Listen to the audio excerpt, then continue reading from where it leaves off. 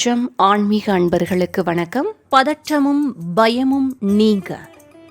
பிரச்சனை என்று வந்தால் மனதில் பதற்றமும் பயமும் அனைவருக்கும் வருவது சகஜமான ஒன்றுதான். ஆனால் பிரச்சனைகள், நெருக்கடியான சூழ்நிலைகள் வரும்தான் நாம் நினைத்ததை கைவிடாமல் இருக்க வேண்டும் என பெரியவர்கள் சொல்லுவார்கள். ஆனால் நாம் நிதானத்தை கைவிடாமல் இருக்க வேண்டும் என பெரியவர்கள் சொல்வார்கள்.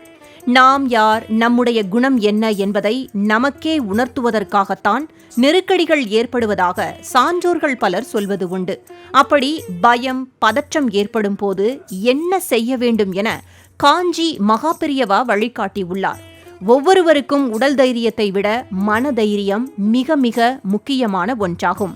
மனதைரியம், தெளிவு இருந்தால் எந்த காரியத்தையும் சுலபமாக செய்து முடித்துவிடலாம் என பெரியவர்கள் சொல்வது உண்டு. ஆனால் இந்த மனதைரியம் அனைவரிடமும் அனைத்து நேரங்களிலும் இருக்கிறதா என கேட்டால் இல்லை என்றுதான் சொல்ல வேண்டும்.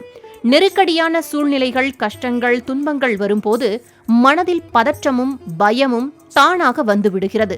இது மனித இயல்புதான் என்றாலும் சிலருக்கு காரணமே இல்லாமல் எப்போதும் மனதில் ஒருவித பயமும் பதற்றமும் இருந்து கொண்டே இருக்கும்.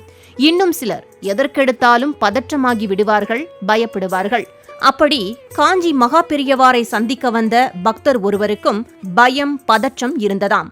மடத்தில் ஒரு நாள் மகாபெரியவா அனைவருக்கும் ஆசி வழங்கிக் கொண்டிருந்த போது அங்கு வந்த இளைஞர் ஒருவர் மகாபெரியவாவை வணங்கிவிட்டு கண்ணீர் விட்டு அழத் துவங்கிவிட்டார். அவரிடம் என்ன பிரச்சனை என விசாரித்தார் மகாபெரியவா. அதற்கு பதிலளித்த அந்த இளைஞர், சாமி, எனக்கு 35 வயதாகிறது, திருமணமாகி குழந்தையும் உள்ளது. ஆனால் என் மனம் காரணமே இல்லாமல் பயப்படுகிறது, அடிக்கடி பதற்றமாகி விடுகிறேன். நாளை நடக்கப் போவதை இன்றே நினைத்து கவலைப்பட துவங்கி விடுகிறேன்.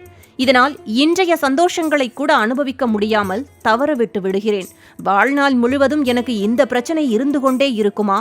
இந்த பயம், பதற்றம் நீங்குவதற்கு நீங்கள்தான் ஒரு வழி சொல்ல வேண்டும் என்று கேட்டார். இதை கேட்டு சிரித்த மகாபெரியவா, உனக்கு ஆஞ்சநேயர் கோவிலுக்கு செல்லும் பழக்கம் உண்டா என கேட்டார். உண்டு என்றார் அந்த பக்தர். அப்படி போகும்போது என்ன வேண்டிக் கொள்வாய் என மகாபெரியவா கேட்க, என்னுடைய குடும்பம் நன்றாக இருக்க வேண்டும், நான் நன்றாக இருக்க வேண்டும் என வேண்டிக் கொள்வேன் என்றார் பக்தர். என்றாவது எனக்கு மனதைரியத்தை கொடு என ஆஞ்சநேயரிடம் கேட்டிருக்கிறாயா என மகாபெரியவா கேட்டதும் சற்றே யோசித்து நின்றார் பக்தர். அந்த பக்தரிடம் பேச துவங்கிய மகாபெரியவா, தைரியம் மற்றும் நிதானத்திற்கு பெயர் பெற்றவர் ஆஞ்சநேயர். ஸ்ரீராமபிரானே சீதையை மீட்கும் மிகப்பெரிய பொறுப்பை அத்தனை பேர் இருந்தும் அனுமனிடம்தானே கொடுத்தார். ஸ்ரீராமனே கொடுக்கும்போது நாமெல்லாம் எம்மாத்திரம்?